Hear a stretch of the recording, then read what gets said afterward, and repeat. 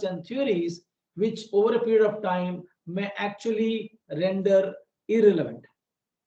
The second aspect is if we are not able to apply the knowledge where we can demonstrate the practical significance or practical efficacy of the theoretical constructs which are developed, the new knowledge will be of no consequence to the world. We may celebrate it in our own utopian world of developing some frameworks and some models, but until we demonstrate or we are able to demonstrate that these models and these constructs are relevant in the arena of practice, we will not be able to make our presence as academicians meaningful. So all three aspects have to be equally given, given equal weightage, and efforts, both in terms of efforts and resources, should be allocated in to address all three aspects.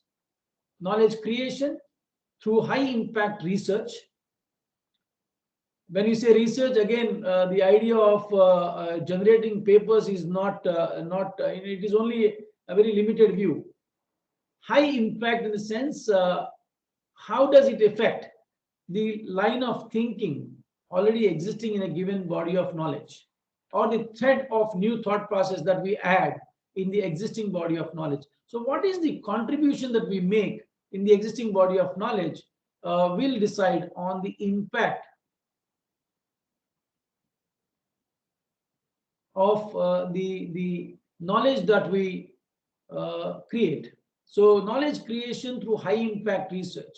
Knowledge dissemination through relevant and absolutely contextually fitting dissemination methods, that is models and techniques and pedagogical tools, in terms of how we deliver a concept and how we ensure that the audience are engaged. So more engagement based dissemination, more engagement based pedagogical tools should be deployed for effective dissemination. So impactful knowledge creation, effective knowledge dissemination, and appropriate knowledge application, relevant knowledge application, application in the right context and in the right spirit, so that we demonstrate the outcome.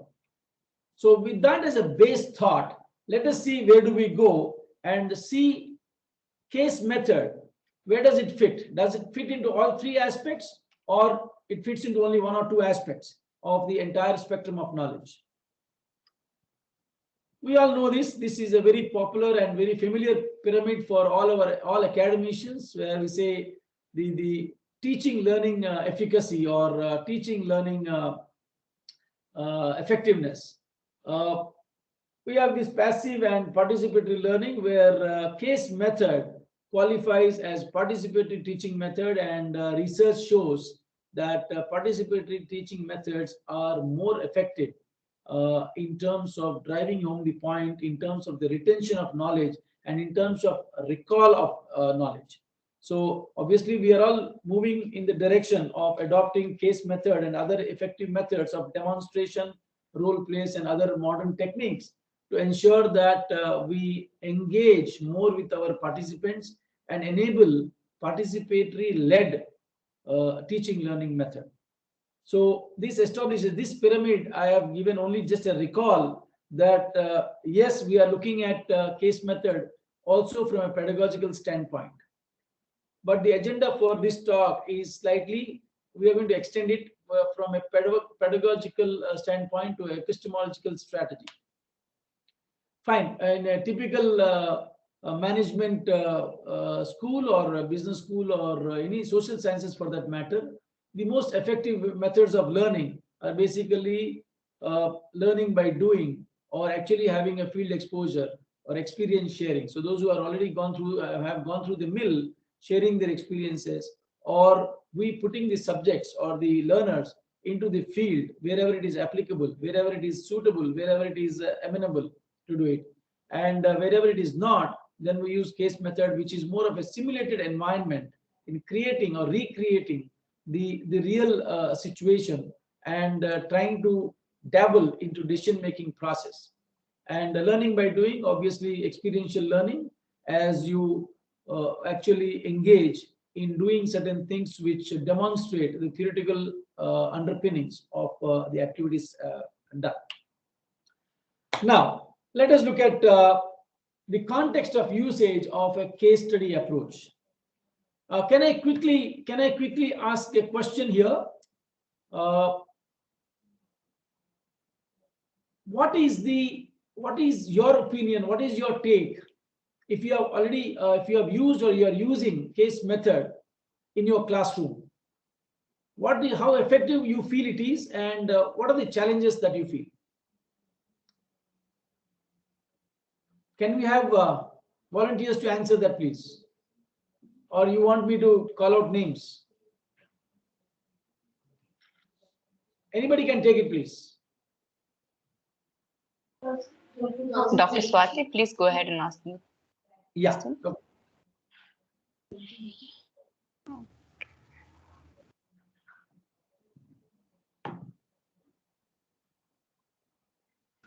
Good afternoon, sir. Yeah, good afternoon, Dr. Swati. Please go ahead. Yeah, sir, my experience in case of teaching with the case study method is at times it's very effective because it helps the student to connect with the real world situations. But then at times there are students who really find it difficult to come up or try to correlate the concepts with the theoretical part of the concept related to it. They generally answer it in a layman form or as a general man dealing with the case. So this is a bit challenge with the students that at times they are not able to connect. But parallelly, there are students who really come up with very good solutions and very innovative suggestions also at times. Okay. What is one major observation you might have had over a period of time? Since how long you are using case method in the classroom? Sir, it's been like 7-8 years I'm using it. Yeah. So any striking observation you want to bring in or share? Uh, I mean, sir, actually, what I feel is through a case study method, the involvement and participation of the students that get increased, just they come out of that basic boredom or a protocol of a routine class. Okay. Great. So what I was trying to understand is whenever we have this, when we use case method or case study approach as a pedagogical tool, as I said, case study can be seen from three different contexts of its usage. One is as a pedagogical tool. Other is a method of treatment or intervention, essentially used in biological sciences or nursing or psychology, psychiatry, in the medical field and all, where they take a subject, have an in-depth study of that subject, note down the parameters on that, and they use the same observations or what you call evidences gathered to diagnose, and then that becomes your raw material to diagnose, explain, and actually treat other patients. That is the second part. That is the as a method of treatment or intervention. One is the most popular, which we are aware of, is that of case study as a pedagogical tool, especially for practice oriented fields. Pure sciences, it will be difficult to use case methods, but for practice oriented fields like commerce or management or leadership, all these, case study is a very effective pedagogical tool because it brings in a lot of what do you call dimensions of a given challenge. And very often when we administer in the class the same case, if we are discussing, I mean, typical Harvard classroom or a classroom from a, say, I am Ahmedabad classroom of a Symbiosis Institute of Management, or classroom of St. Joseph College of Commerce and Management, the striking difference would be the kind of dimensions, the number of dimensions and variety of dimensions that would actually get into the discussions.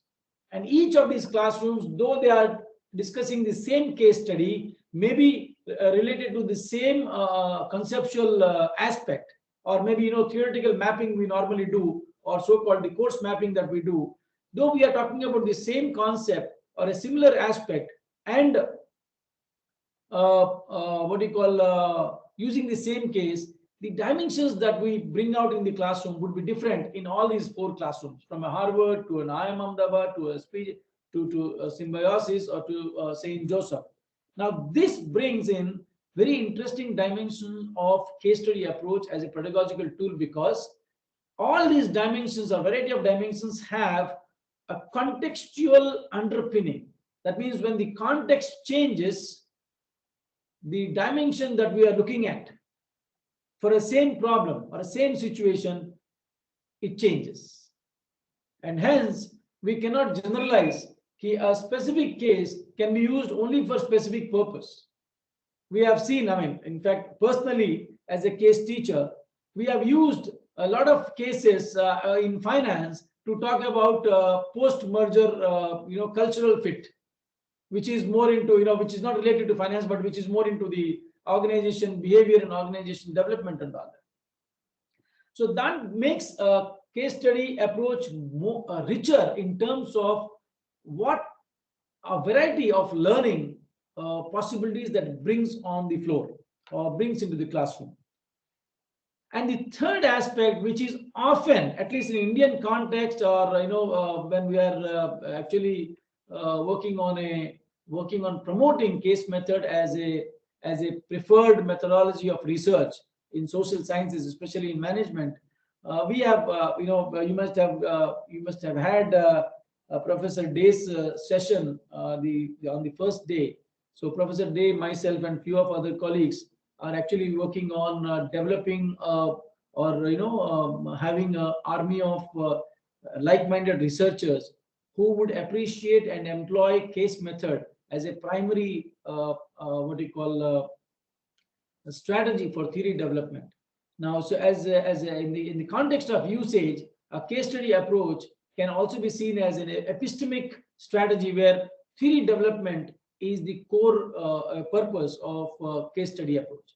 Now, here you can see, I mean, I have borrowed this from Rouzan 2014, very interesting research paper, which talks about the title of the paper. It says much needed discussion or much needed conversation on case method. Says the case study approach can be used for two extremes. One is a mere illustrative purpose, that is a minimum application of case study, where you use a case study to formulate a hypothesis and then take it forward to have a empirical structured analysis or statistical analysis for the desired outcome. So in this what you call manner, case study approach is limited to its minimal possibility of being illustrative, in the sense it describes the situation in depth and maybe help identify the leading hypothesis or leading factors and their causal relationship. And at the other extreme, the case study approach can be used as a final output of a long and complex research procedure of inquiry, case study research aimed to acquiring familiarity with interpreting, characterizing, explaining, and theorizing phenomena of scientific interest. So you are looking at all four aspects, that is interpretation, characterizing, explaining, and theorizing a phenomena which is of our interest, where we are scientifically approaching a phenomena to understand, study, and bring out insights from that and contribute to development of new theory. And in turn, at using these descriptions, explanations, and theorizations to predict and control social outcomes going forward. That means not only proposing theories, but also ability to describe, explain, and theorize and predict how the social outcomes or outcomes in a social context can shape up going forward, and how do you control such or how do you address such outcomes. So in this aspect, or at this extreme, case study research become very, very important in terms of its ability to develop theory. Are you all with me? Keep giving me a chair in between. Are you all with me?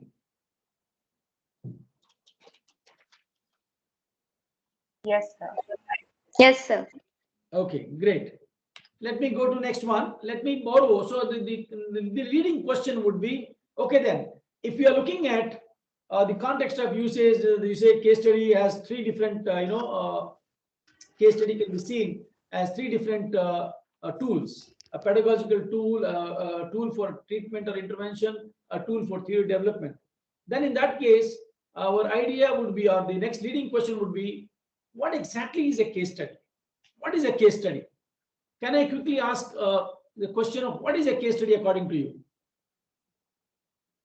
Go ahead.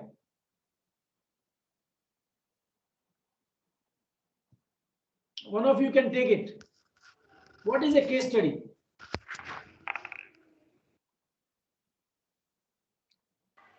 Participants, kindly raise your hands so that I can unmute you. Dr. Joshi, when I'm sharing the screen, I mean, this is how Microsoft Teams operate. I'm not able to see the audience. So I would need your help in, kind of picking up our respondents from the audience. Yes, sir. I'm Sharon. I'll be helping you in doing that, sir. Please, please. Yes. So, I mean, Dr. Swati friend- has yeah. a question. Friends, I hope you have understood my question. When I say, when a case study can be seen in three different, ways, when we put the context of usage, then the leading question would be, okay, now what is a case study? How do you define a case study? That's my question to you. Dr. Swati and Dr. Shishti, you have the access to unmute yourself, kindly. Dr. Srishti, please go ahead. Yeah, good afternoon, sir. A case study can be defined as an intensive study about a person, a group of people, which have a aim to generalize over several units. Okay. So you are talking about intensive study and Yes. ability to generalize. Okay. Right. Can Right. we take from Swati also?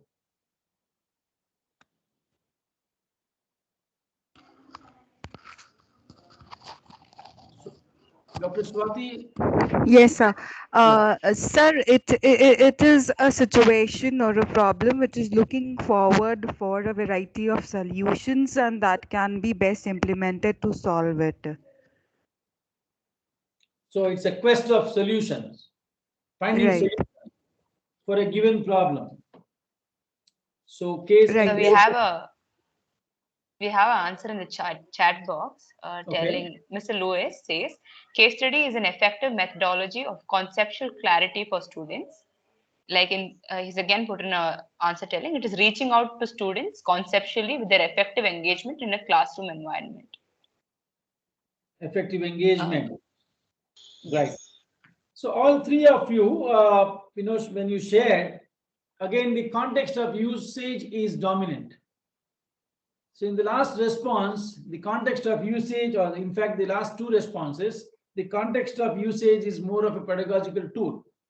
While the first one, what Srishti said, is more of in the context of use is the epistemic strategy or the theory development process. Let me now the session today, the core focus of the session today is that of how do we strengthen the existing knowledge using case method as an approach. So I would be focusing, or I would be slightly moving into the idea of the context of theory development using case study and not the pedagogical part. So let me borrow again from Roseanne a nice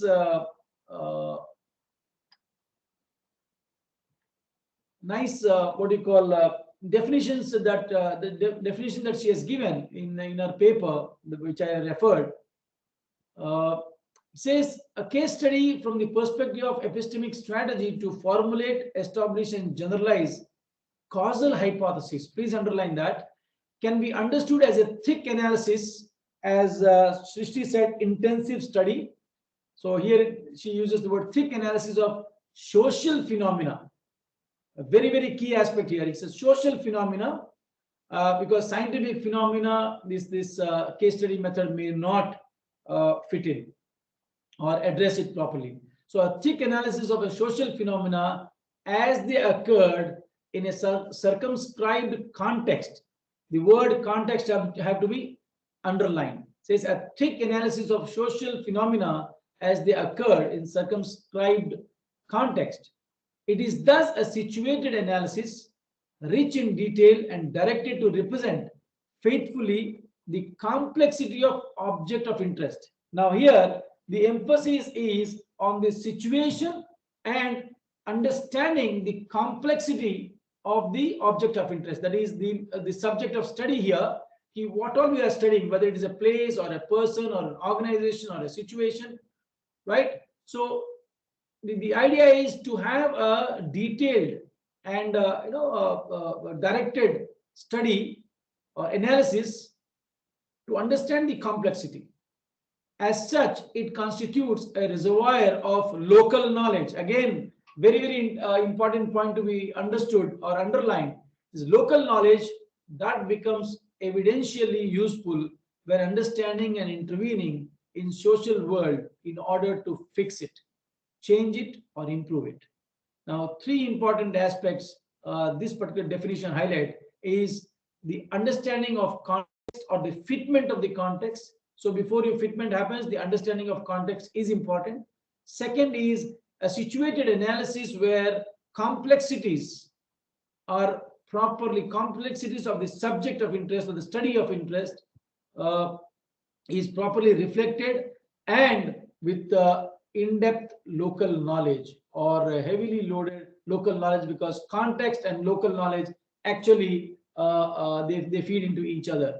And it says one way in which case studies can perform this evidential role is by formulating causal hypotheses in a rigorous and conscientious way. So I think this definition is very, very clear in terms of the potential that a case study approach or a case study carries in terms of developing new theory, provided the context, the complexities, and the local knowledge are taken into consideration to ensure evidentially it is strong enough to propose a theory and also apply a theory in a given context to this, as it says, fix it, change it, or improve it. Let me also give you other perspective of what the case study, what a case study is. So case study is a research approach. In the definition given earlier, that is by Rosen, it says case study is more of a tool, more of an instrument. Here it says the case study is an approach that is used to generate an in-depth, multifaceted understanding of a complex issue in its real-life context.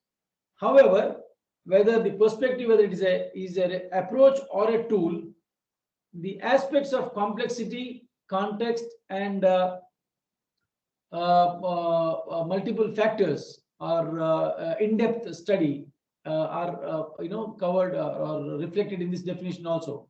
It is an established research design that is used extensively in a wide variety of disciplines, particularly in the social sciences. We know all that because we have been part of social sciences domain, and whoever is actually actively participating in either case method teaching or case writing would appreciate this fact. The third dimension or the third definition which I picked up is a case study is an effective research method that specifically studies a single subject or a phenomena over a period of time. Again, in this, the focus is on the approach part of it, how part of it. The first one was what a case study is, and here how a case study does what it does. So it's an approach. Specifically, it studies a single subject or a phenomena over a period of time. So often referred to as a longitudinal study. Whether it is looking at whether a teaching intervention is effective or not, whether infrastructural improvisation is effective in delivering the desired outcomes or not. For example, typically your midday meal as an intervention as a public policy for improving literacy rate or to increase the gross enrollment at a school level. How effective is that? So a longitudinal study is done. Now such studies, I mean, such are referred to as case studies or case study approach. So case studies enable better learning by way of effective synthesis of information from real life examples. So writing a case study is one of the best ways of learning.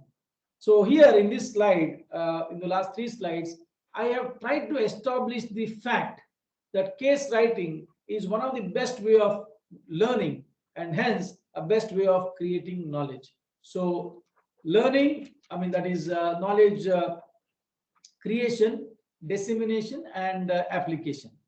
So we can also see some of the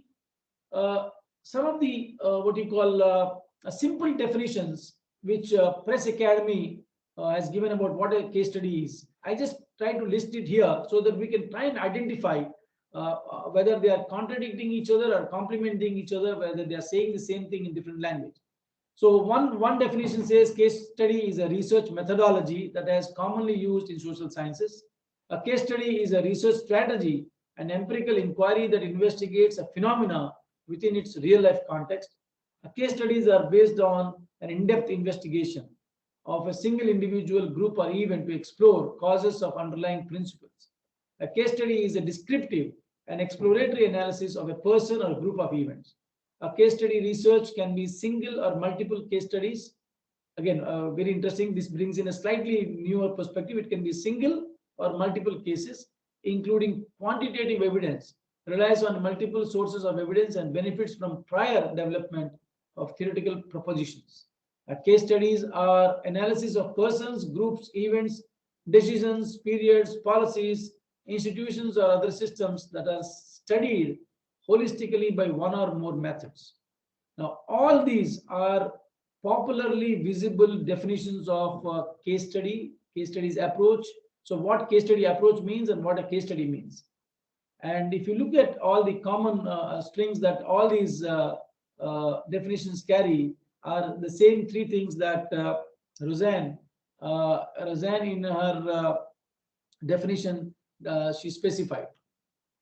So with that as a base thought, let us move forward. What is the general purpose of a case study? Okay, so there are 4 important purposes that are identified or can be summarized.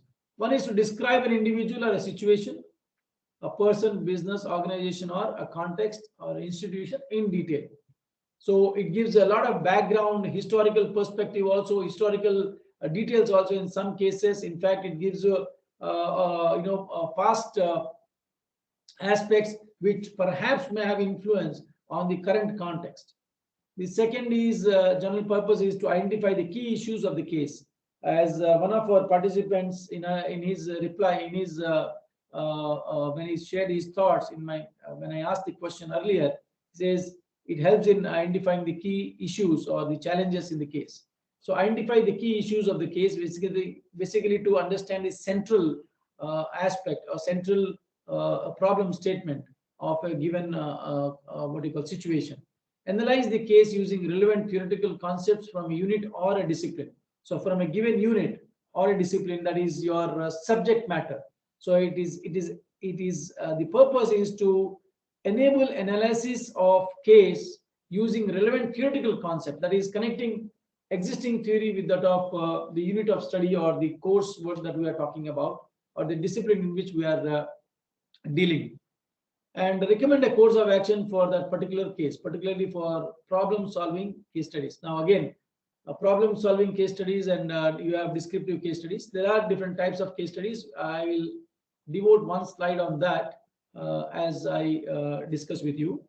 So for the 4 purposes clearly defines what a typical case study should be serving as, right, in the process of theory development.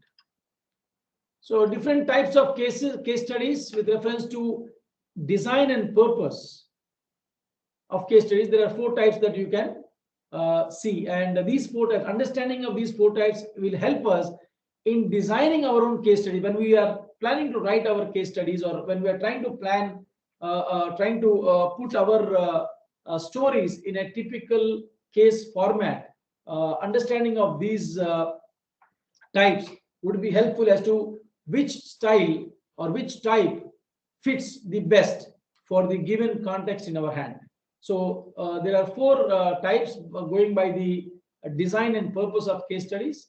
One is illustrative, very basic part, descriptive of events or description of events. So descriptive case studies are used to understand a situation better. It gives you in-depth information, holistic information, and loaded with local knowledge about a given event. For example, if somebody has to study what is the underlying, how do you describe, say,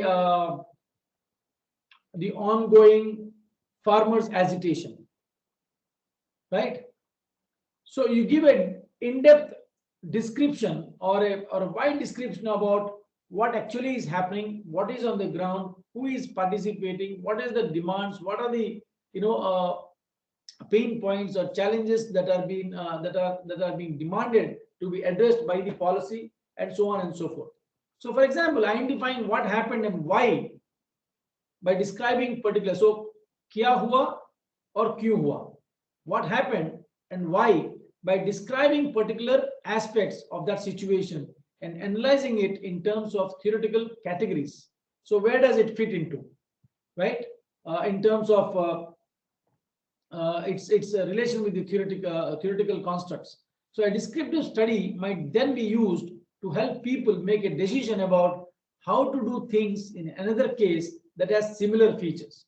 For example, if we have use this illustrative case study or description of events with reference to, say, the ongoing agitation, farmers' agitation, reference to the farm bills. Now, a clear, in-depth understanding of this situation or a clear description of this situation will help us in addressing, or even before something happened in some other situation, a similar situation in some other place, in some other context, how do you address that, or how do you use this description to address the challenges even before they occur in the next context and in some other place, like how government of Andhra Pradesh is reacting to the similar demands at a state level, okay, or how the government of Madhya Pradesh is reacting or handling that crisis or situation. Likewise, or we can take a phenomenon of this whole inoculation or so-called COVID vaccination. So what's happening about COVID vaccination, and why the penetration level or the inoculation level in certain pockets of the country is very high when compared to that of other.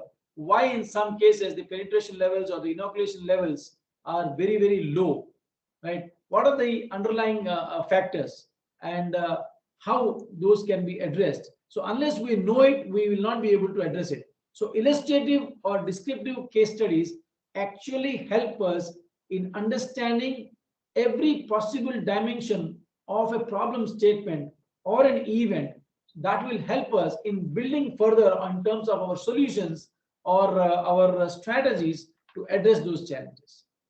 The second important type of case studies are exploratory case studies. They are basically investigative in nature. So they focus more on the why part of it, why certain things are happening the way they are happening. So they are more investigative in nature, where setting the context, identifying the research question and method is predominant. So exploratory case studies are often also referred to as problem solving case studies. In our classrooms also, we use a lot of these case studies of this type, where we are talking about problem solving. For example, we say, okay, is the valuation of Zomato, which is going for an IPO now very soon, is the valuation justified? So it's a problem statement. Now the case study would dive into exploring, investigating various aspects of understanding why this question of whether the valuation is fair valuation or overvaluation, right? So it is getting into understanding that. Another context we can say, okay, why there is a why the adoption of technology is very low in a state of Orissa, for example. Now the problem statement is what could be the possible reasons for this low penetration of technology or low adoption of technology, or there is a resistance to adopt technology. Is it the cultural aspect? Is it the infrastructural aspect? Or is it the behavioral aspects? Or is it a combination of all? Or is it a policy aspect? What is the core problem? So we identify. I mean, we try to exploratory case studies try to identify or address these questions in a set context. So context is defined, and then the question is also defined as to why, and the case study deep dives into the investigation mode, providing all necessary contours required to address that. These are more of a problem solving case studies. The third are cumulative case studies. Basically they are collective information for comparisons.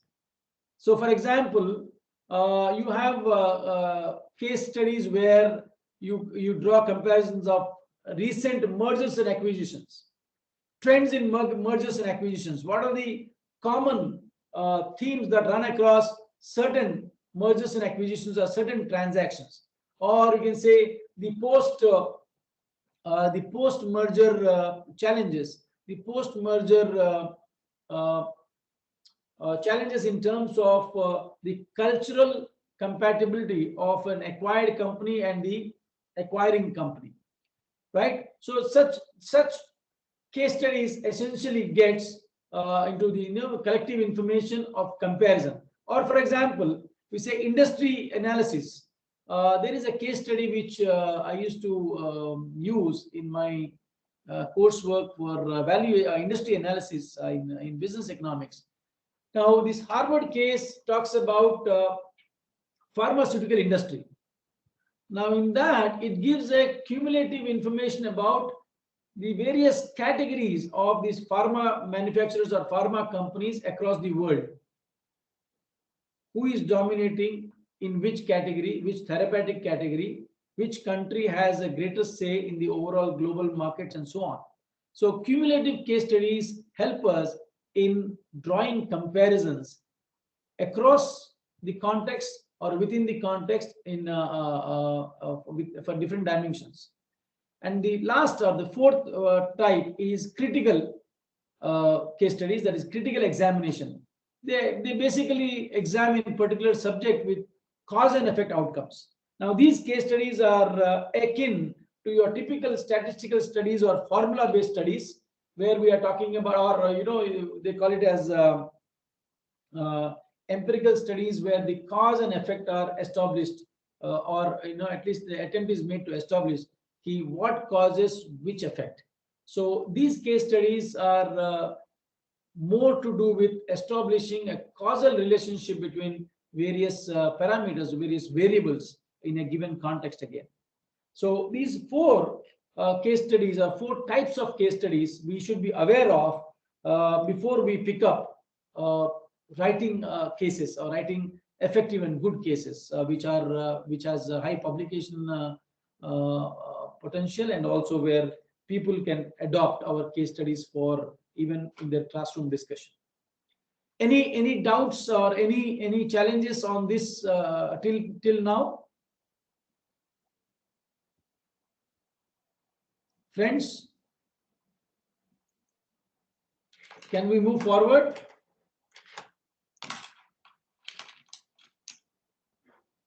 Participants, you can raise your queries by raising your hands. I'll give you access to unmuting you. Yeah, if you have a query, you can, or we can just say we are good to go. I'll move forward. It is only, in an online environment, sometimes you are not sure whether you are connected or not. That means whether your audience connect is intact or not. So it is only a reinforcement for both participants and the resource person. So there are chats telling that no doubts, sir. Great. So we can move forward. Thank you so much for that confirmation. Let me take you to the next what you call thought process, or the next thought in this thread of conversation is, after understanding the types of cases, what are the subjects a typical case study would cover? When I say subjects, essentially what a case study can pick up to study. So every case study, whether illustrative or exploratory, critical or cumulative, fits into the following subject categories. You pick up any case across the world. There are more than 10,000 cases from Harvard itself, and an equal number from other prominent case developing institutions, whether it is Ivy League, Richard Ivy, or whether it is Case Center, or our own local guys here at in India. So 20-30,000 case studies would be there. If you take any of these case studies, the subject of study would not be beyond these five subjects. A case study can be woven around a person, focusing on one subject or individual, and can use several research methods to determine the outcome. It can be a personality. It can be a group. Study is a group of individuals, whether you're talking about students in the classroom, or employees in a company, or workers on the field, and so on and so forth. The third is about the location. Focus of this type of study is the place. They study the place. For example, study of city of Lucknow in terms of why certain things happen in that city which normally don't happen in other place. Or say Hyderabad, certain aspects happen here very differently when compared to that of others. So what exactly is the underlying what we call parameters? So a study of location. So it takes into account how and why people use the place. So the subject of study is place, not the people or the group. The fourth is organization.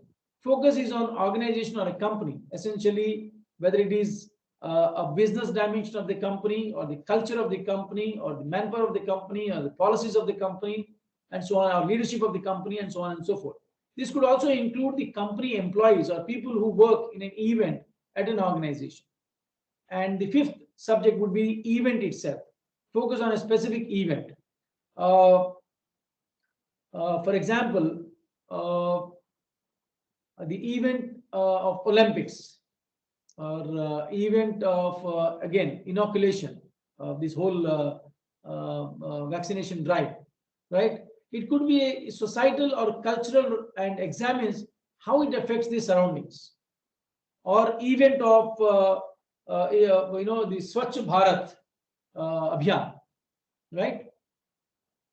So any case study, irrespective of what type of case study it is, it would be focusing on one of these five subjects, or a combination. It can be location and group, it can be location and organization, it can be event in an organization, it is a person in an organization, and so on and so forth.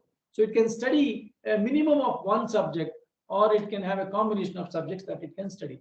So when we are writing, or when we are trying to develop our study case structure of the case study, we should be clear as to what exactly what is the subject of the study. Now we start with organization sometimes, and in the process of developing case, suddenly we get skewed onto the CEO of the organization, or the founder of the organization, or the labor challenge of the organization and all. So it is always good to define what is the core subject, or the central subject of the case study that we are developing. And before that, we have to decide on what type of case study that we are trying to develop, which will help us in mapping a theory, or developing a new theory, or validating existing theory. So all three approaches are equally good in theory building approach. Let me take you to the next one. Is it says if we have to relate case study with theory development, there are certain dimensions which need to be understood, and there are 4 dimensions that I have come across in a very interesting book. I'm going to share the title towards the end by Alexander, and they brought out these 4 dimensions very interestingly. It says a case method or a case study approach and theory are related in 4. There are 4 dimensions that we should looking at. One is theory of case, that is how a case is constructed and selected, the very mechanics of developing a case. See, if you look at a case study doesn't exist the way we want in the environment or in the context that we are looking at. We need to pick up the proper elements to put together to construct a case. Now, the very mechanics of developing that, picking up the right parameters, picking up the right aspects, picking up the right subject, picking up the right type itself is a theory in itself. It is often not described or talked about, but the very process or the very idea of how a case is constructed or selected. Like you pick up a case study of learning effectiveness of students in management program, right? Before and after a certain case method intervention. Now, picking up that case itself, the idea, it doesn't exist in an institution. If you look at an institution, the institution exists in several, what you call dimensions. So, which aspect you are picking up to construct your case? What is that you are selecting? So, selection itself, it says the theory of the case. Please underline the word "of" here. I'm going to elaborate a little more detail on this. The second dimension, it says the theory for the case, which is more of a deductive approach where you are talking about theory testing. So the approach here, or this dimension explores choice of theory and then the case mapping. That means the theory first approach. You pick up a theory, for example, Maslow's theory of motivation, or let's say theory of motivation, right? And then you pick up a context of what are the factors that influence motivation of management faculty members to engage in high power or intensive research, right? So the motivation aspects are studied here, but the theoretical underpinning, the theoretical construct is already chosen. So theory first, and then you map as to how the case study can be used in testing a theory, whether Hertzberg's so-called factor theory works, or a 3-factor model works, or the Maslow's hierarchy works, which theory works. So that theory testing or theory mapping is the second dimension of relationship of case and theory, or case study on theory. The third aspect, in fact, the most important aspect, is theory from the case. That is more of an inductive approach where you are going from specific to actually generic. That means you're observing a certain specific phenomena and you're trying to generalize it, right? So this whole process, inductive approach, is essentially a theory building approach. So theory from the case. So these 3 aspects: theory of the case, theory for the case, theory from the case. And the 4th dimension, which Peter and Wogham and John gives us in a very interesting paper called A Necessary Dialogue, Theory in Case Study Research. I would recommend those who are interested should actually read this paper, slightly lengthy but very informative. They bring out that there is a dialogical relationship between theory and case. That means this theory and case development actually keep feeding each other. There is a dialogue that is happening continuously. You start a case with certain aspect or with a certain theory in mind. Let's say you start the case with this approach of theory for the case.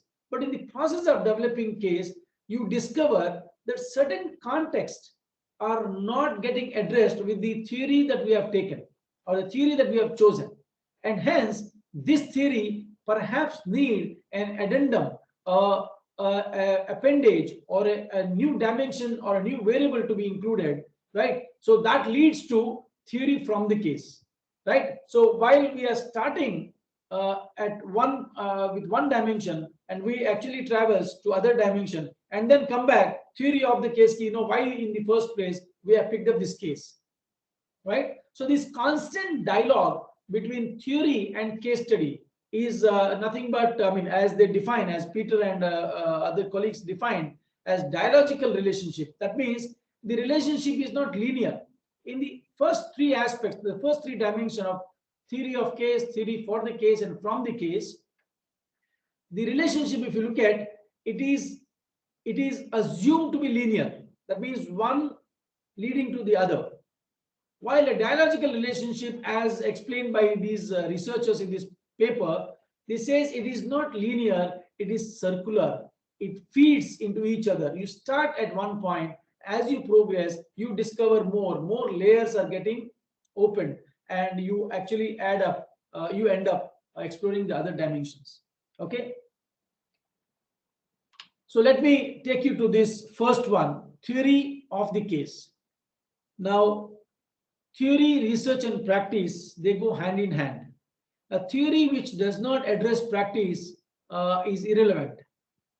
Theory and research are, in fact, research leads to theory and theory feeds the research, because it's a constant loop of development, and practice generates research. So many times practitioners, in fact, bring in problem statements saying that, boss, you have given me the motivation theory, and based on the so-called the two-factor theory, I have designed my compensation model or my incentive model, but it is not working. These are the problems that I am facing. So the practice guys feed into the research, saying that these are the dimensions or these are the challenges which your construct which you have given me, the so-called two-factor theory, is not able to address. So research guys would pick up the, okay, what are the aspects which are not addressed? Let me look at them. Let me pick up the variables. Let me look at the context and then bring back, and let's say, let me go back to the theory and try to tweak the theory. So this whole practice leading to research, research leading to theory, and new theory leading to practice. So new, improvised theory of motivation would get into practice, saying that, okay, now the practitioners say, fine, we have tweaked the theory, we have renewed the theory, the certain dimensions are included in that which earlier were missing. So perhaps this is going to address your problem. So again, the practitioners go back, employ that in their work, in the work context, and then come back with observations whether the fitment is full or not, or any new what you call vistas of research have opened up in terms of new challenges, that when you employ one particular solution using a theoretical construct, a new dimension or a new problem statement may have occurred, or a new opportunity must have occurred, which need to be addressed by the practitioners to improve themselves, either whether financial improvisation or operational improvisation, or how effective they are, and so on. So this loop of theory feeding the practice generating the research questions of who and how and what, and research questions leading to theory, this aspect is taken as the very basis or the central part of construction of case. So when you are designing a case, when you are picking up what the case would be should be like, what the case should be addressing, what should be the subject and all, you pick up where the gap, or how the what is the you pick up the cusp of the interaction of theory, practice, and research. And in the overall, you put context as central, because that becomes your loop, that becomes the binding agent. The blue circle here indicates the context. So the theory, practice, and research should be tightly woven, or tightly what you call addressing the context in which the theory, practice, and research are being looked at. So on one side, researchers uncovering participants' construction of the case, and the other side, researcher constructing the case, that is implicit and explicit theory of the entities that it is studying. So when you say entities, basically, or it is a person or an organization, we have seen those 5 entities on which the case can be studied. And the third aspect is researchers positioning the case in terms of other cases. That is a typical singular theory of singular or of a class. So when you are picking up a case can be seen as an instance of a class. So instance of an event of class or class of events.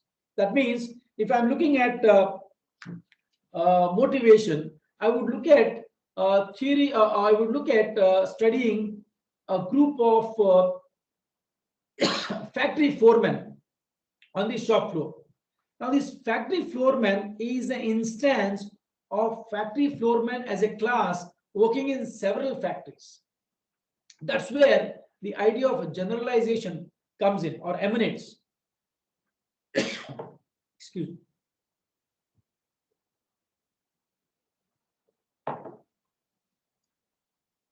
Hope I'm reaching you well on this. Yes, sir. Sorry. The second aspect is that of theory for the case. As you said, as you have, as we discussed, we pick up a theory in this model. The theories, the concepts, the methodologies are picked up. They need to be what we call seen for fitment or assessed for fitment or evaluated for fitment using deductive approach or verification approach, right? Again, coming back to the theory of motivation, we pick up theory, Hertzberg's theory, let's say our two-factor theory we pick up and say whether the two-factor theory which was studied say, somewhere in the 70s, 1970s or 80s, in the context of American industrial, what do you call era or industrial context, right? Whether those are applicable here in Indian context, where the industrialization levels or the automation levels are very different from what it was in US, and also, or you can say across time, what the theory developed in 70s in the US industrial world, is it applicable? Is it holding good, right? Or is it addressing the challenges of the industrial world of America today? So 40 years apart, what was the context at that time? What are the parameters influencing at that time? Whether they are still relevant today, or they need a relook at things. So this deductive approach of theory or a verification approach is the soul of this dimension of case and theory development. As I said, this is most of a theory first approach, applying existing theory in a new context. For example, in fact, I am working along with one of my scholars on evaluating all financial theories essentially related to the stock markets, or you say understanding the market microstructure, everything in the context of Indian stock market, because the Western stock markets and the theories developed based on the Western stock markets completely different in terms of the context, behavior of investment, the theory of investment, the philosophy of investment, and the operational aspect of investment. How sophisticated your stock markets are, how sophisticated your trading platforms are, what is the cost of trading, and several other dimensions are picked up, and say whether those theories really produce the same observations or results in the context when the context changes. A context like India, where the stock market development in the last 30 years has been humongous, from a very lazy, highly manipulative, dominated by few large traders, to today very dynamic, very technologically sophisticated, and very low cost of trading, and a huge participation of Aam Janta, general public. So from the dimensions, or from the perspective of so-called the perfect market theory, what those theories which were developed in the context of developing developed markets or Western markets, whether they fit here in the Indian context. Believe me, one paper which is published last year, actually we could negate the whole idea of so-called the calendar effect from the Western markets perspective. So calendar effect, they talk about certain days in which the market behave in a certain pattern, and that defies the so-called price efficiency or the information efficiency of the market. When you look at in Indian context, those dates and those constructs actually don't address anything, because here the whole the cultural rooting is different. For them, New Year is a time to celebrate. For us, most of the trading communities, Diwali is a time to celebrate. That's where they do the accounting, or that's where they actually do the measuring how much Lakshmi they have earned, or how much they have spent, how much they are investing, and so on. Okay, so likewise, those challenges or those aspects are studied in this dimension of relationship between theory and case studies, which is theory for cases. The third dimension is, look at this. Here you are looking at, please understand the difference here. The earlier one says theory leading cases, and the approach is theories, concepts, and methodologies as input. Deductive approach, verification approach as the process, and which test whether the theory is fit enough in a given context. While here it says it leads the case. The cases and the context is actually given.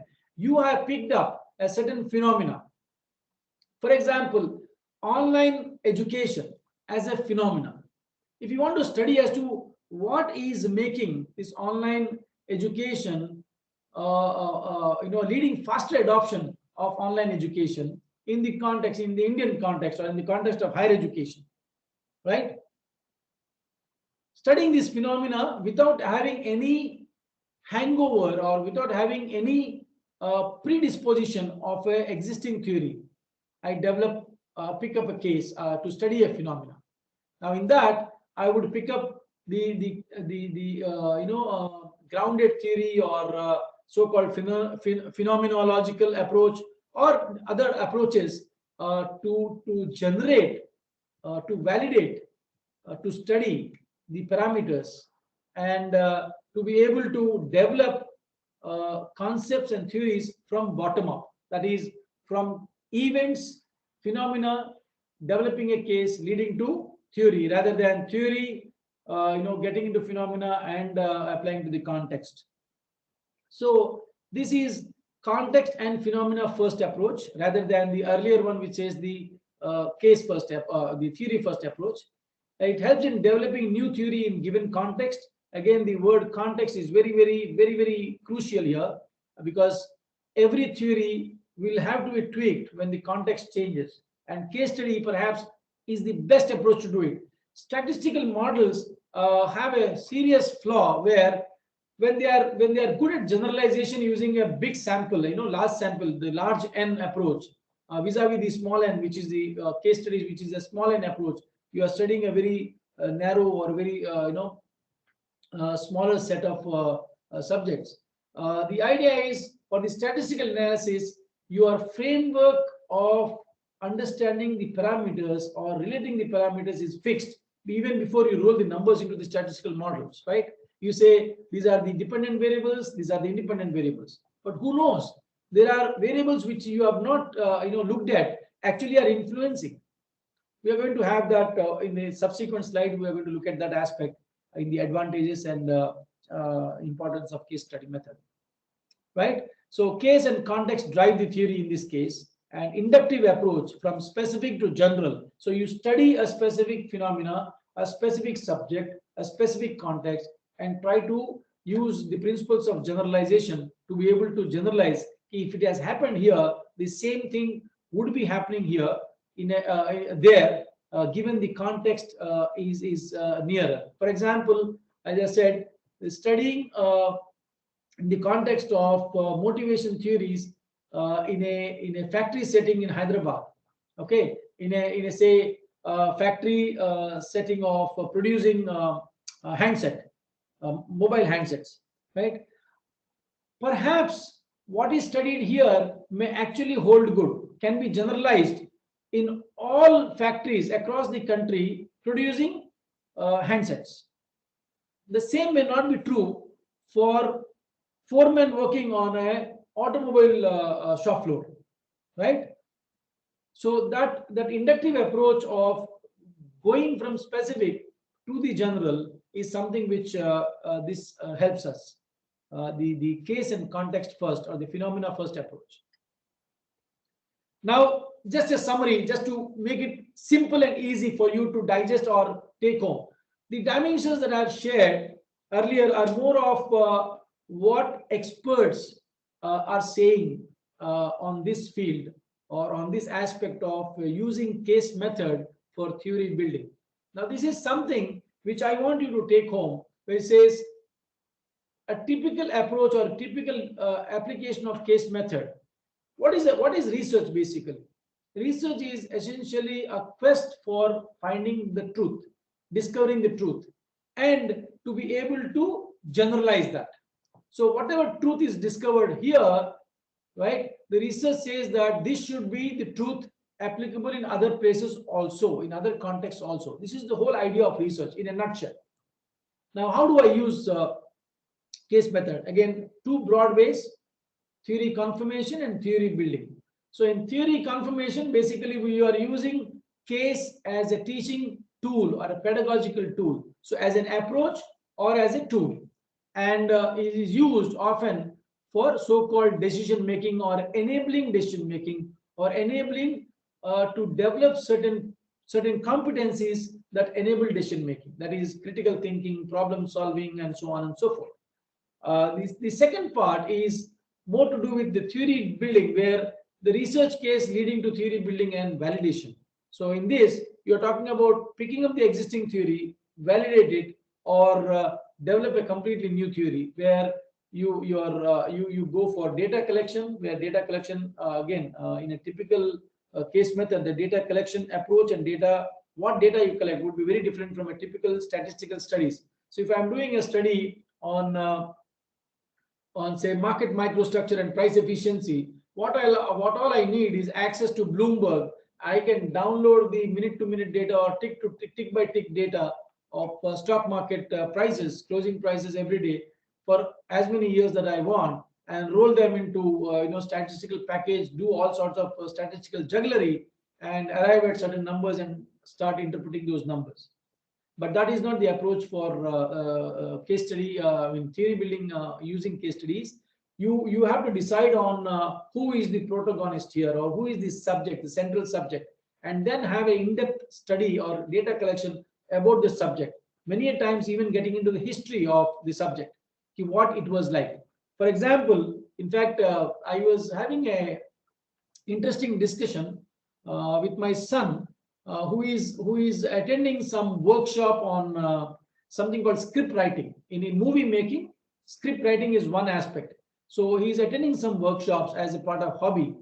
So he says, when you are designing a character, you are not saying that this is the character, you are a police officer and you are so and so, your name is this, and so on.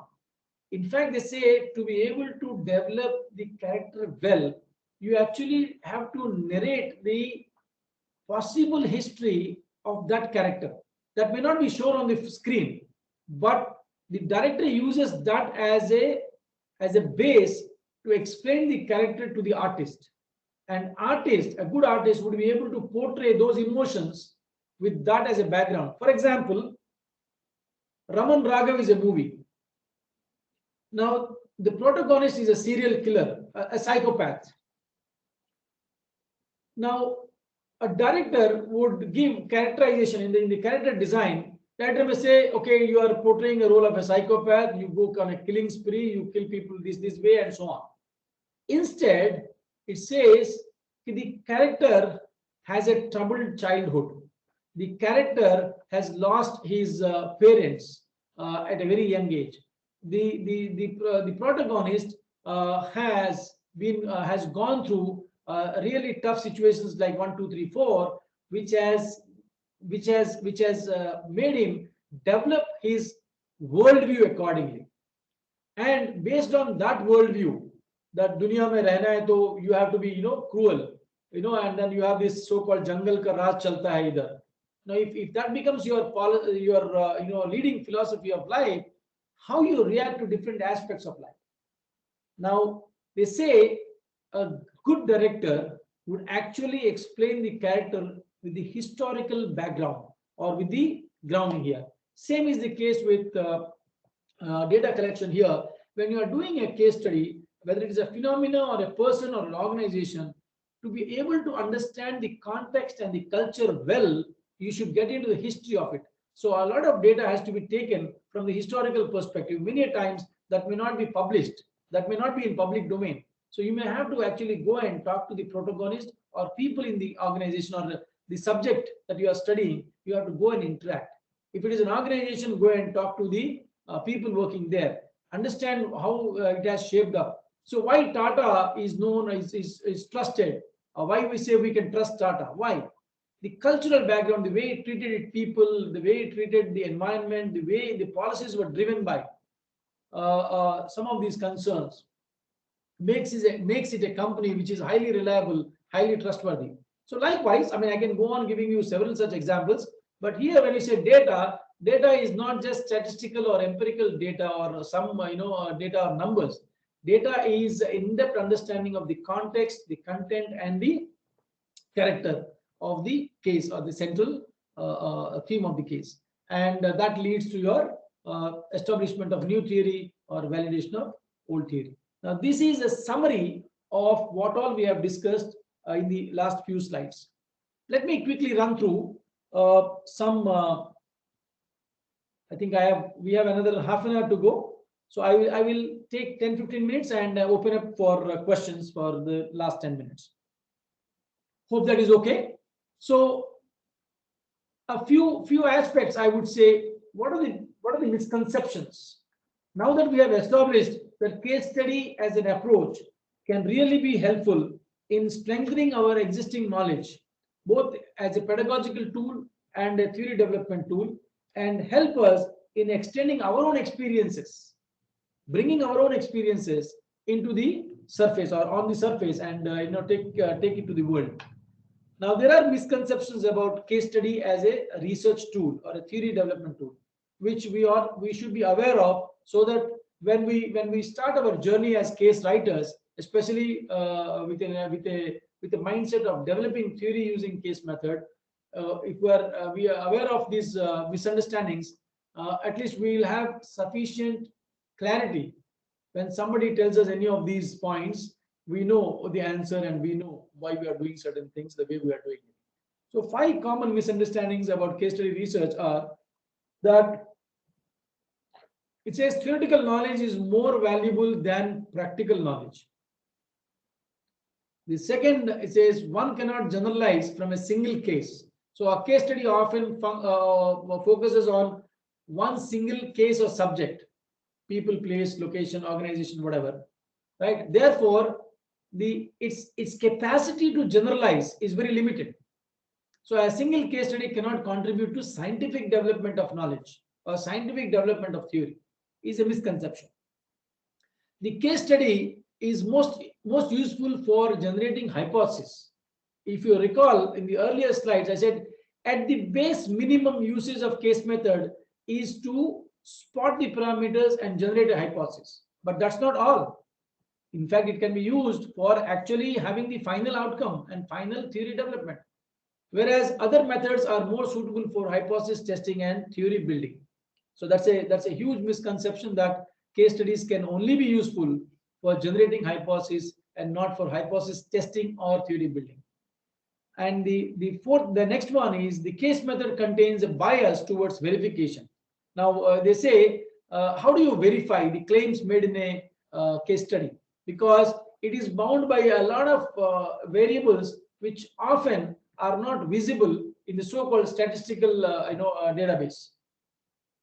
How do you measure motivation? How do you measure certain behavioral aspects which are not visible?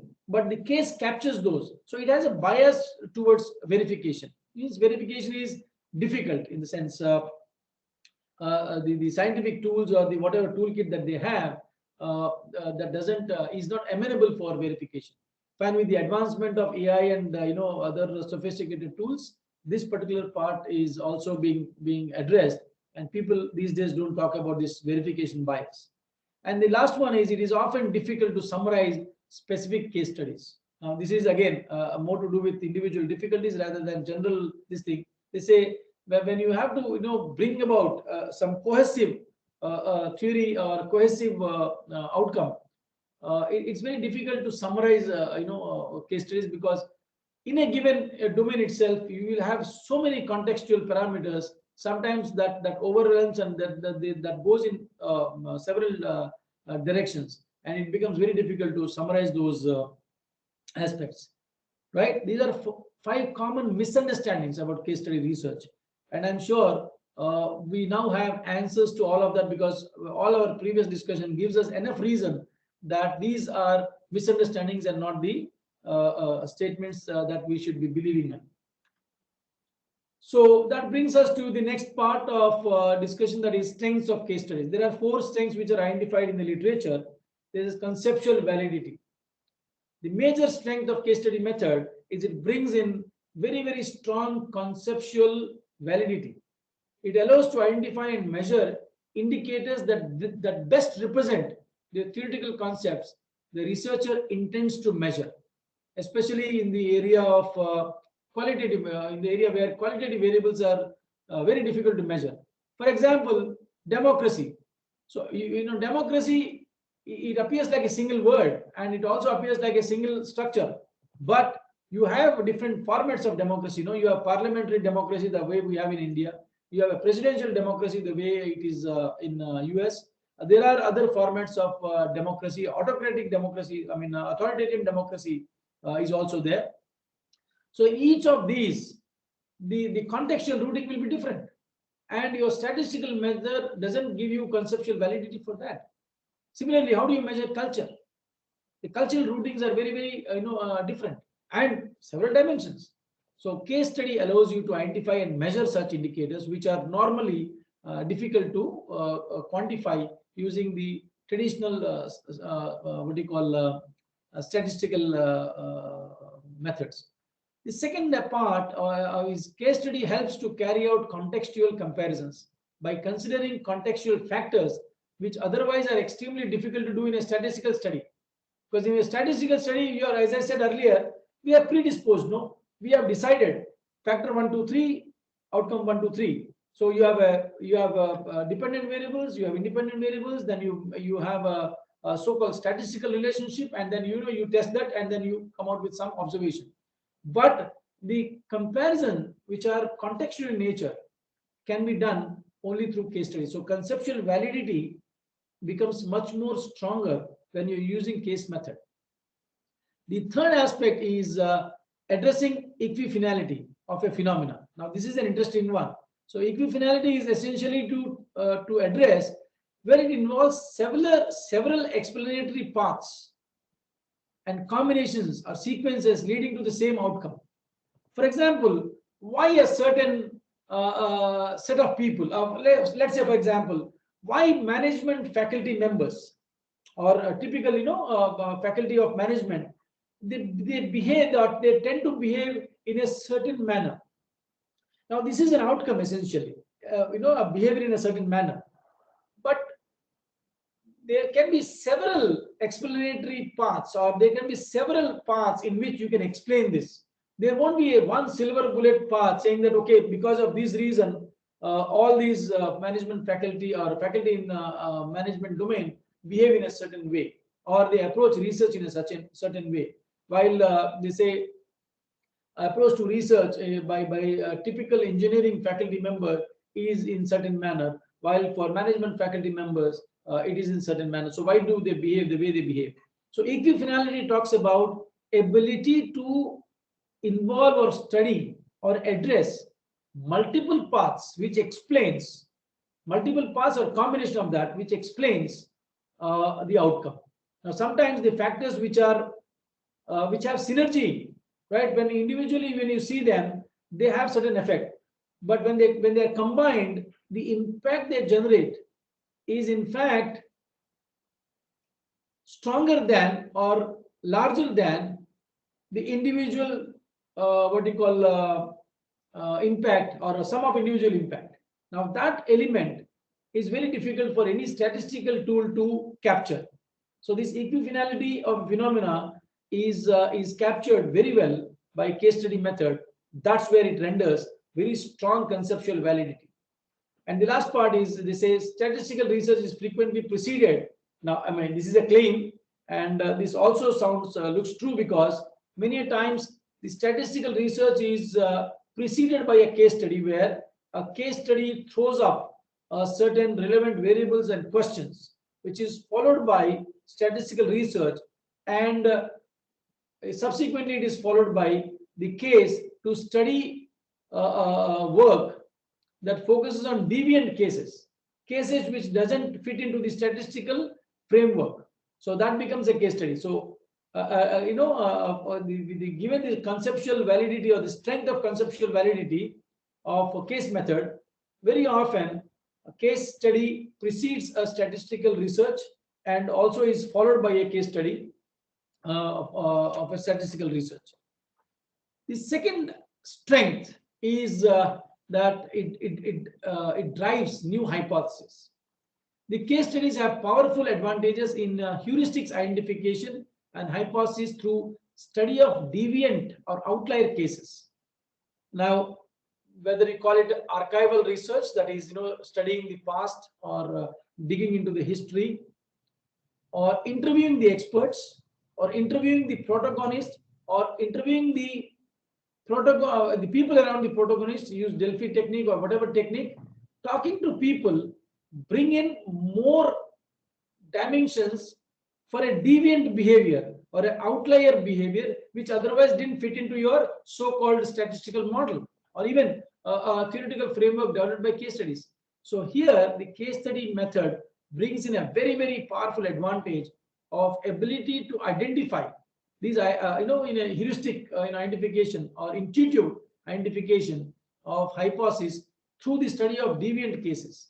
Why certain cases are deviant, where they are not conforming to the theoretical framework, why they are outliers, what's happening with them, right? Okay, the next aspect would be it helps in discovering new variables that matter to explain the phenomena but were unexamined earlier. Many times, as I said earlier in our discussion, that certain parameters are not looked at because they don't show up any direct relationship when you look at from a statistical standpoint, but they have influence on maybe as a supplementary variable or a complementary variable or a variable whose presence is not felt, but the absence of such parameter will have a huge effect. Now, such variables are normally not examined in a statistical typical statistical approach. Here I'm not trying to undermine the statistical part, but I'm talking about the strength that the case method brings in theory development, where it says it gives you opportunity to examine the variables to explain a phenomena which were otherwise missed by traditional methods or formula-based research methods. And the final one is inductive fields research, such as case method, typically lie behind every newly identified variable. Now, this is a big claim and also very true, because many a times, identifying a new variable or discovering a new factor or discovering a new dimension often happens from an inductive study of deviants or outliers, and these variables come into the forum, the main fore, where the statistical methods also take cognizance, saying that, hey, these variables were not identified earlier, but the inductive research used, which case method used, actually brings out these dimensions, which we have discussed in the earlier slides also. So, which very often deductive theorizing misses. So, deductive theorizing is basically your formula-based approach or statistical approach. So inductive field research, as I said, from specific to general, whereas deductive would be from general to specific. The third important strength that we must bear in mind is exploring causal mechanics. That means what is the very core in which the causal relationship operates, right? So case study examines the operations of causal mechanics. When it's a causal mechanics, it is explaining the mechanics between, or the way the cause and effect relationship actually get established, right? So in an individual case in detail.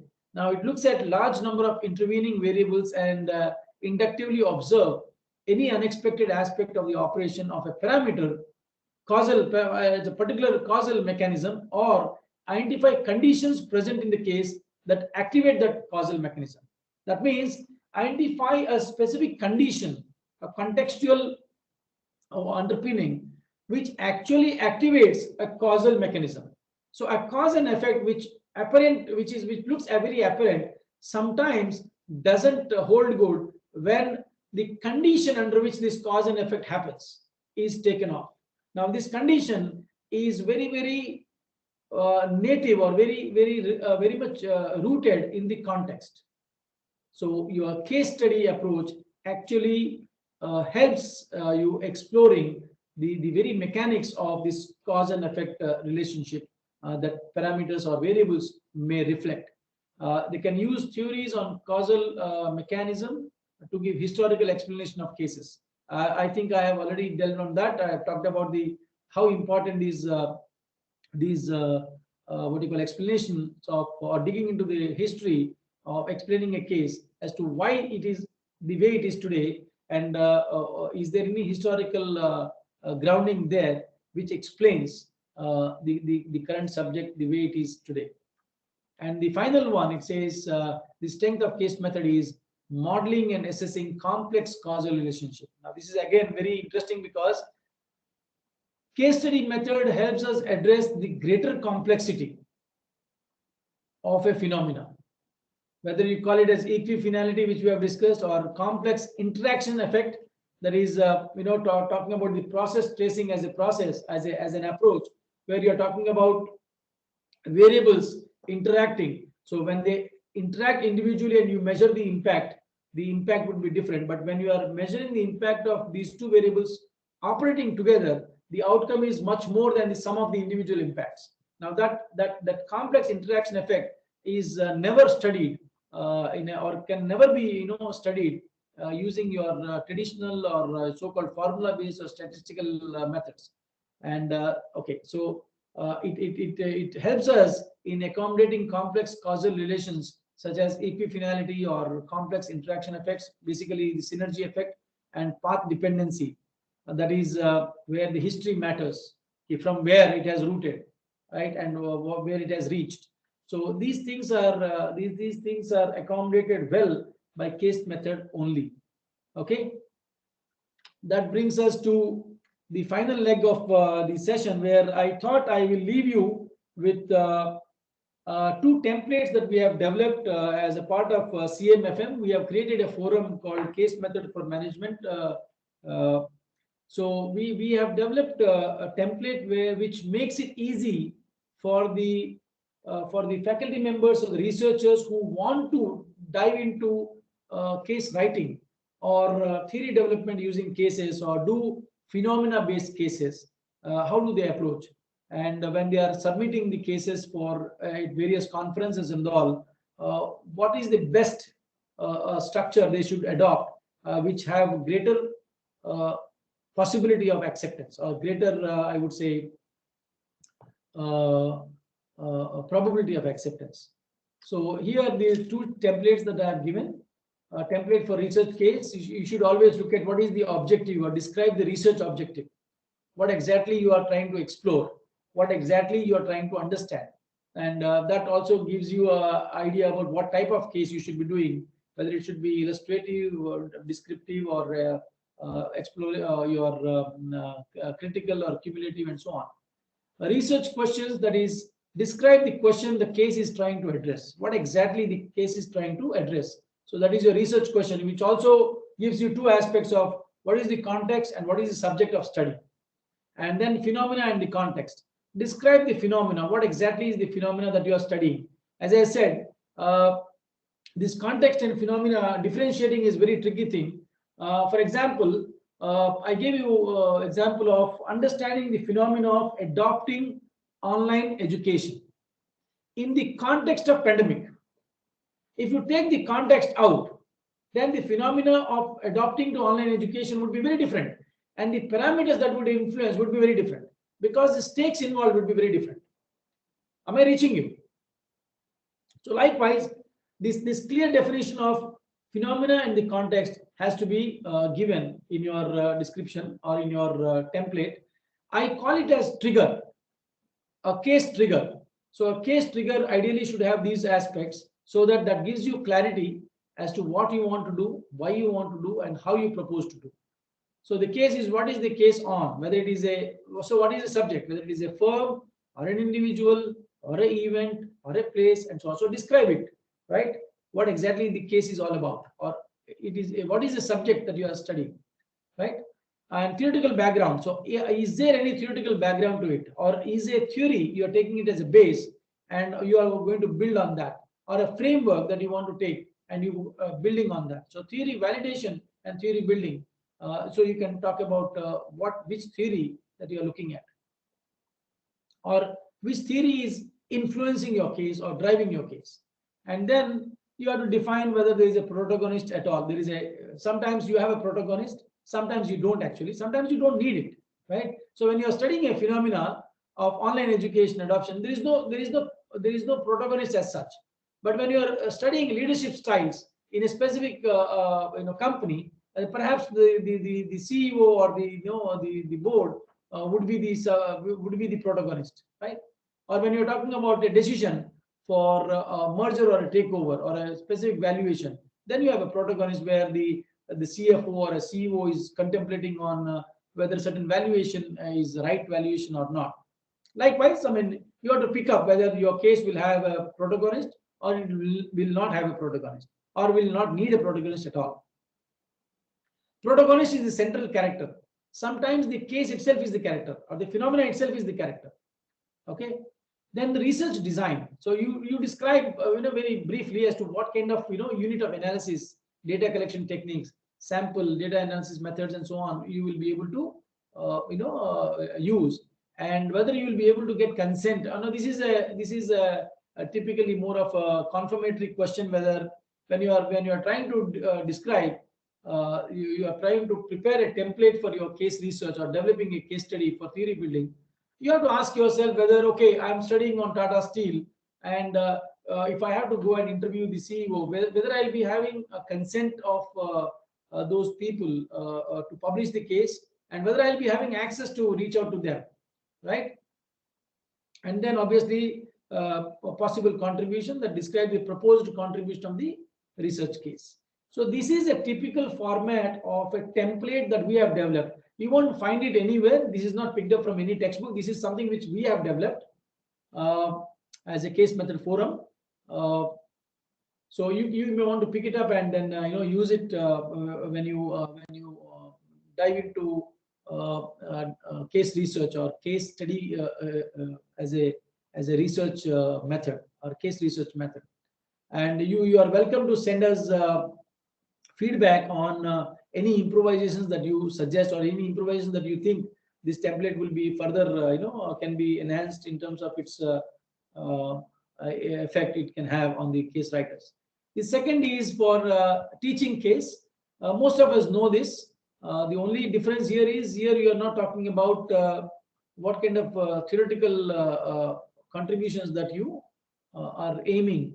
Here you may only say which theory you are mapping with which course. So you may say this is for a course in security analysis and portfolio management, course of security analysis and portfolio management.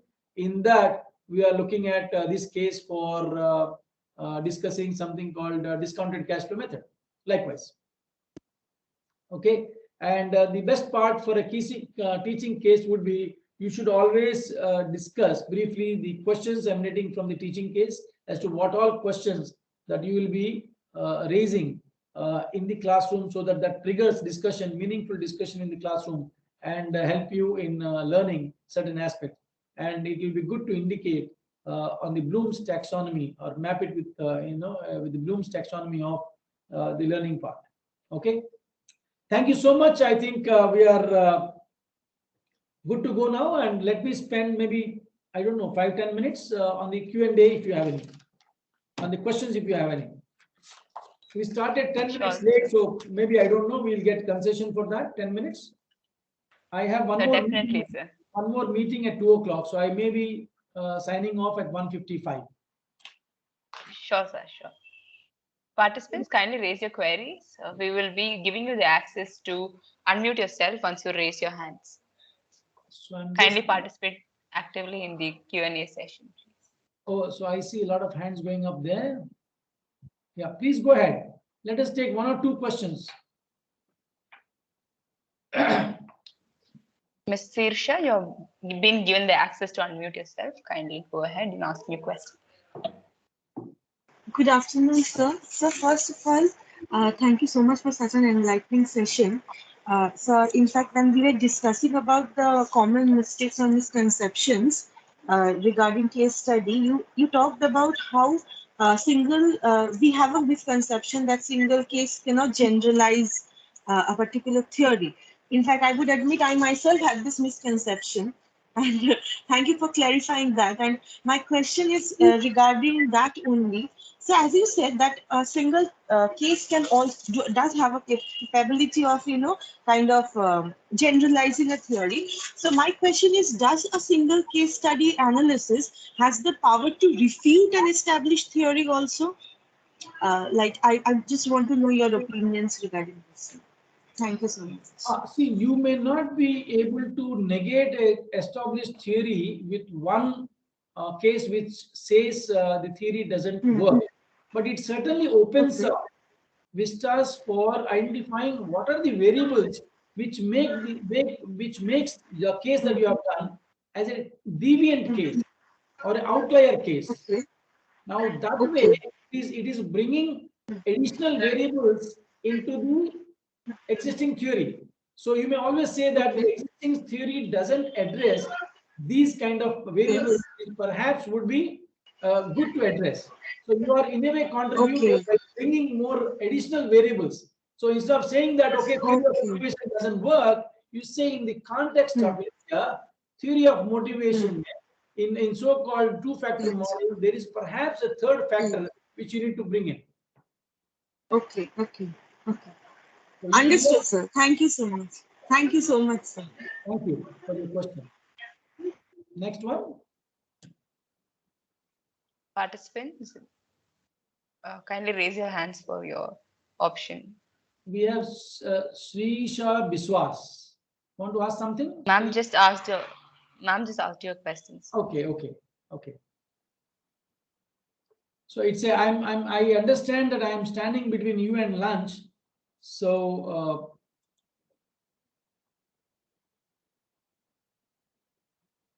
any more questions, or we can call it a day?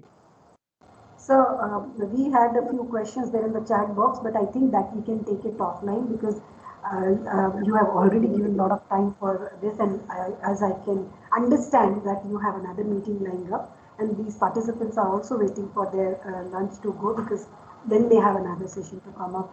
But thank you so much for such a beautiful and elaborated session. And very comprehensively you have explained that how they can be into case studies and what are the different ways and how one should look towards. And I could see that there are very small queries, but whatever the queries are, the people usually means the people like us, those who are still into the development stage or so, we are stuck with only one or two things in our mind, and if those are clarified, we actually go to the next step like that. So you did that part in today's session, and thank you so much for doing that for us. And most importantly, accepting our request to be the resource person for today's session. I understand being a director, your engagements at your institute and with the other stakeholders. But even then, on request, you somehow managed to be, part of the session, and then on our request, you took that, positive, and when we asked you for change in the session because of change into the other resource person session, that also somehow you accommodated, and wholeheartedly I appreciate. Wholeheartedly, I appreciate that. So, on behalf of the AICT Atal Academy, St. Joseph's College of Commerce, and on the behalf of my organizing team, I would like to extend the heartfelt gratitude to you for delivering such a beautiful session for our participants. And my team has planned for one formal vote of thanks for you. So, Ms. Sharon will be giving a formal vote of thanks to you. Thank you. Thank you so much. Thank you, sir. So on behalf of the AICTE Atal Academy New Delhi, the institution and the organizing committee, we thank you for sharing your insights on what a case is, different contexts of the case, dimensions of a case, and what spectrum of knowledge is, and how to write a case also. So, and many more things that you discussed in the session. I'm sure that this will definitely help the participants in enriching their knowledge and experience as well. Thank you so much for taking your time of your busy schedule and being here for us to conduct this session, sir. Thank you so much. Thank you so much, Ms. Sharon and Dr. Deepika Joshi and all the participants, 80 plus. I still see all of them logged in there. I certainly enjoyed the session, and I thank the management of Joseph College, Commerce and Management for thinking about me and making me part of this program. A really, really solid program, and look forward to more interaction going forward. And I don't know how I wish this program would have been in person, because the impact that we can draw is very different when we have programs in person. Thank you so much. And we also look forward to have you in many of our programs, sir. Thank you so much. thank you so much. Thank you, AICT also. Thank you. So if you permit, I'll log off now. Yes, sir, you can. Thank you. Thank you. Thank you. Dear participants, kindly note session 3 will begin sharp at 2:30 and requesting you all to be present for the same by 2:25. Thank you. We now break for lunch.